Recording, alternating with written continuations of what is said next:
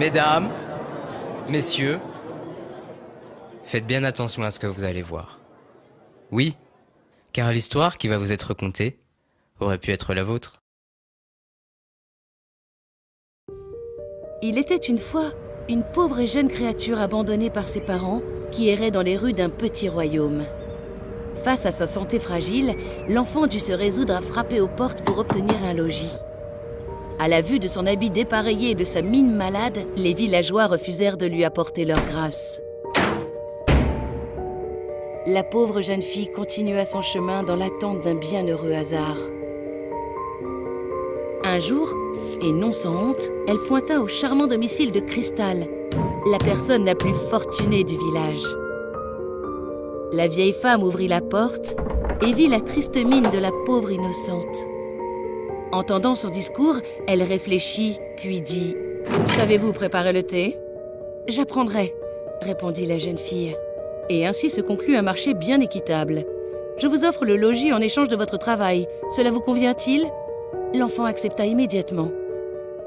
Tout se passa pour le mieux et la bonne grandit au fil des jours, devenant de plus en plus belle.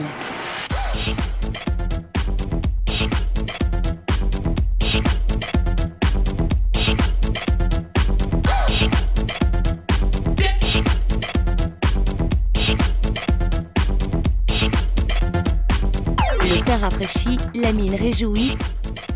De quoi charmer le fils de la maison, à en faire gronder la mère de rage. La maîtresse fit éclater sa mauvaise humeur lorsqu'elle ne put souffrir les bonnes qualités de cette jeune femme qui rendait son fils méprisable. Elle la chargea alors des plus viles occupations de la maison, toujours plus exigeantes.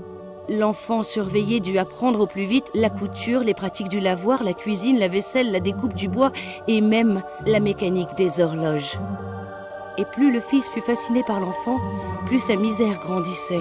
On la fit dormir sur une paillasse dans un grenier. Mais un jour, alors que madame allait chercher des antidépresseurs dans la cuisine, elle surprit la jeune femme débauchée dans les bras de son fils. Furieuse, elle ordonna à celui-ci de ne plus jamais la voir et brandissant une lame tranchante, exigea que la bonne quitte définitivement les lieux.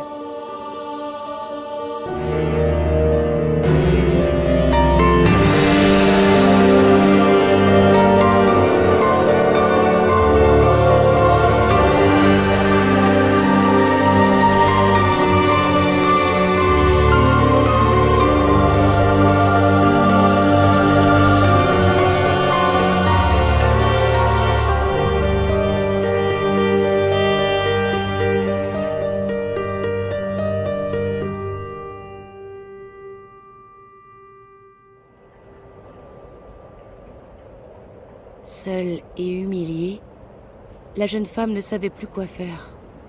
Quand, soudain, survint une bonne fée, très particulière.